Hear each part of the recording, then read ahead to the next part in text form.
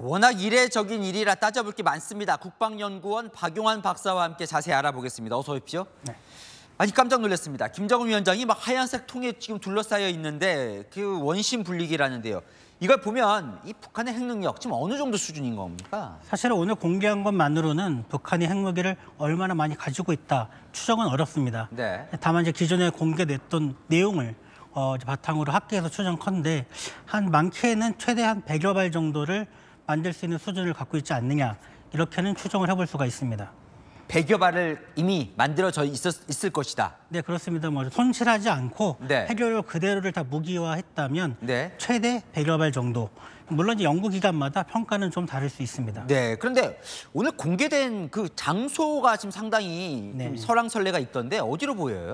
사실은 북한이 어디라고 공개를 하지 않았습니다. 네. 근데 기존에 우리가 확인된 바로는 해커 박사가 방문했던 영변, 그리고 이제 하노이 회담에서 다수 언론들이 보도했던 강선, 네. 이렇게 두 군데가 또 거론이 되고요.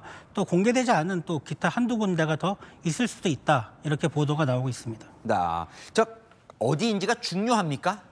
어디인지 중요합니다. 왜냐하면 네. 결국은 혹시라도 이제 비핵화 회담을 다시 한다면 네. 은닉한 시설을 두고서는 사찰 문제가 회담의 쟁점으로 거론될 수 있습니다. 그러면 지금 말씀하신 영변 강선 외에 또 있을 걸로 보이는 거예요. 네, 추가로 있을 것이라고 합리적으로 추론을 합니다. 네. 왜냐하면 북한이 기존에 했던 그 전략이나 네. 향후 목표로 하고 있는 수량을 확보하기 위해서는 네. 사실 두 군데 이상이 있을 것이다. 많은 의혹이 제기되고 있습니다. 혹시 저 사진이 가짜는 아니겠죠? 통상 이제 북한이 공개하는 걸 두고서는 진위 논란이 나오긴 합니다. 네. 다만 북한이 기존에 보면 그 거짓말을 한 것보다는 사실 그대로 보도했던 가능성은 더 많습니다. 네. 하지만 좀 면밀한 분석은 필요하다 이렇게 말씀드립니다.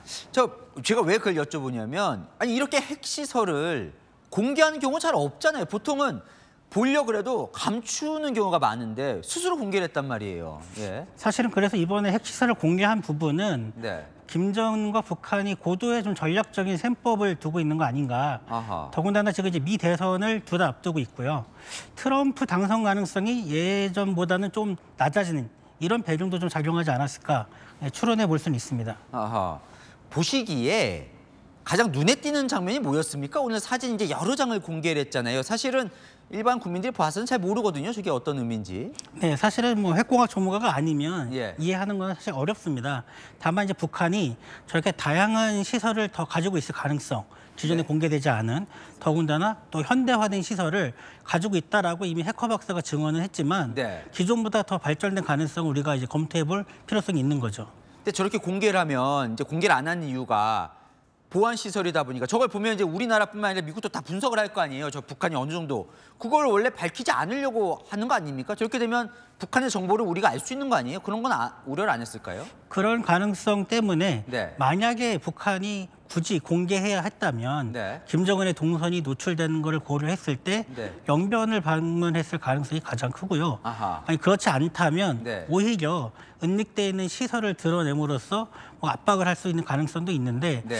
제가 김정은이라면 앞에 걸 선택할 것 같습니다. 근데 오늘 보면 저걸로 우리가 무슨 비밀 정보를 알 수는 없는 수준입니까? 저 사진만으로는? 드러나는 정보라면 김정은이 공개할 가능성이 크지 않다고 봅니다. 그래요. 그럼 저 원심 분리기 저런 걸 공개해도 저거는 크게 문제가 없을 거다. 네, 그렇습니다. 근데 상당히 위협은 줄 수 있는 수준이다. 아무래도 이제 협상 차원이나 네. 대외적으로 압박하는 메시지를 던진다라는 수단이 될 것 같습니다. 결국 관심은 이제 미 대선 얘기를 하셨는데 7차 핵실험을 정말 할 거냐? 사실은 한다 하고 계속 좀 안 한 측면도 있거든요. 어떻게 보십니까? 사실 기술적인 측면 놓고 보면 핵실험은 김정은이 선택할 때 언제든지 할 수 있습니다. 네. 다만 정치적 효과가 가장 극대화되는 시기를 골라야 합니다. 네. 결국 이제 미 대선을 앞두고 북한이 핵실험을 이때 할 때 가장 효과가 좋다. 이런 시점을 좀 판단해 보는데 네. 사실은 저는 그 부분이 김정은도 선뜻 선택하는 게 쉽진 않다. 이렇게 보고 있습니다. 미 대선 전에 한다면 김정은은 뭘 노리는 거예요? 왜 대선 전을 지금 이렇게 염두에 두고 있을까요?